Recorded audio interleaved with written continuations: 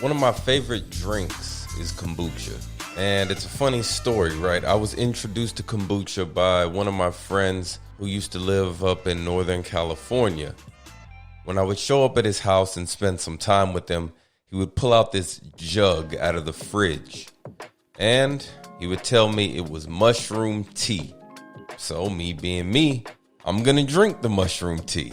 Come to find out, what I was drinking is actually kombucha. Anyway, when I got back to Houston, I headed out to Whole Foods and I was surprised to see how many different choices of kombucha there were. That selection has only grown since then. You walk into a grocery store now and you see over 50 different types of kombucha. Now, what's super dope about kombucha is that it is easy to make your own. And if you know anything about me, Big City Gardener, I am a big advocate for doing it yourself. So now let's talk about how you can make your own kombucha at home. What do you need? Some sort of glass jug or jar. You're going to need raw sugar. Okay, stay away from the white sugar. After that, you're going to need black tea. Yes, I'm using black tea bags in this video, and if you want to be more environmentally friendly, then you should be using loose leaf tea. And to be honest, loose leaf tea is better than the bag tea, but this is all I had, so quit judging me and just watch the video. You're going to need SCOBY, a SCOBY better yet, and then some of this starter liquid that comes with a SCOBY. Hey, and if you don't know where you can find one of those, click the link right up here in this video and it'll take you over to my site where you can buy your own kombucha SCOBY. Now, what exactly is SCOBY? Look, I'm not here to give you a science lesson on how it is formed or anything like that, but I will say it's this weird alien gelatinous type of organism. It's actually alive, which is kind of crazy.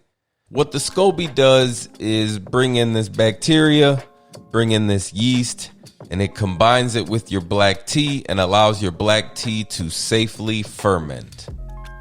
Now, there are many benefits associated with all types of fermented foods or drinks, and a lot of these center around their high probiotic content. So basically, eating or drinking a fermented product like this kombucha, it puts a bunch of good bacteria into your gut, and we all know gut health is important. All right, so now let's get into actually making our kombucha.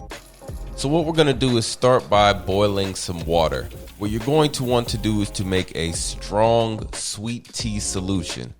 So I do that by adding 4 tea bags and a cup of sugar into a glass pitcher or plastic pitcher, whatever you have, and then I pour about 1/4 to 1/2 gallon of water on top of my tea bags, and I let it steep for about 10 minutes. Let's go ahead and start that timer now. Now, after 10 minutes, what I do is remove the tea bags, and then a little trick is to add cold or room temperature water to your sweet tea solution. That way you can drop the temperature of the mixture. Why are we dropping the temperature of the mixture? Because remember, I said the SCOBY is actually alive. So if we put this SCOBY right here into our tea solution and it is too hot, we can kill or damage the SCOBY. All right, so after I've added the water to my tea, now what I do is grab one of these SCOBYs right here out of my SCOBY hotel. We'll talk about that in a different video. And then I drop the SCOBY into the tea solution. Now, remember I mentioned starter solution? That's this liquid right here. And what we do is add this liquid into our pitcher as well.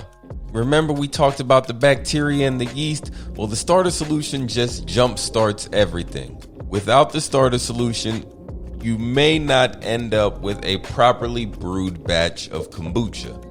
So if you do end up purchasing a SCOBY from myself or from anyone else, make sure that they include at least 1 cup of starter solution with the SCOBY. Now, once we've added our SCOBY and starter solution to this liquid, it is now time to cover your jar. Now, I like to use any sort of kitchen towel I have. The goal is to make sure you're keeping dust and bugs out of your kombucha solution, but you want to make sure that it is still able to breathe. Remember, the SCOBY is alive, and everything that's alive needs oxygen. I don't know if that's a fact, but in my mind, that's a fact. So we're going to say it's a fact. All right, so now once our jar is covered, we're going to place this in a corner. Now, you are going to leave your kombucha covered for a minimum of 7 days. Really, I found my sweet spot is about 10 days. The longer you allow your kombucha to sit and brew, the more vinegary the taste becomes. So if you like a sweeter kombucha, then you will have a shorter brewing time.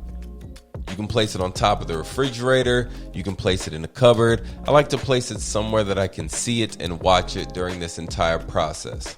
Because what happens is the SCOBY forms a new SCOBY. That's right. Every time you brew a batch of kombucha, you are given a new SCOBY, or a new SCOBY forms on top of the liquid. That's what makes kombucha so dope, man. It's the gift that keeps on giving. Every time we start a batch, we are then given another SCOBY. So either add this SCOBY to your SCOBY hotel or give it to a friend, or you can do all sorts of stuff with it, man. You just Google that. I'm not here to tell you what to do with the SCOBY, but you can look it up, and I guarantee you there's people that make it into sushi and face mask and all sorts of other things I probably would never do. So that's how easy it is to make your own kombucha with these few ingredients that you probably already have around your house. Hopefully you found this informative. Make sure to check out the other videos in the kombucha section where we talk about what is a SCOBY hotel, how to properly flavor and bottle your kombucha, and what to do if you ever forget about a batch of kombucha that you have brewing. That's all for now. Until next time, what I need for you to do is just grow it. Thank you for tuning in to the Big City Gardener YouTube channel. You know what time it is, man. Like, subscribe, share it with a friend or two or three. Doesn't matter to me.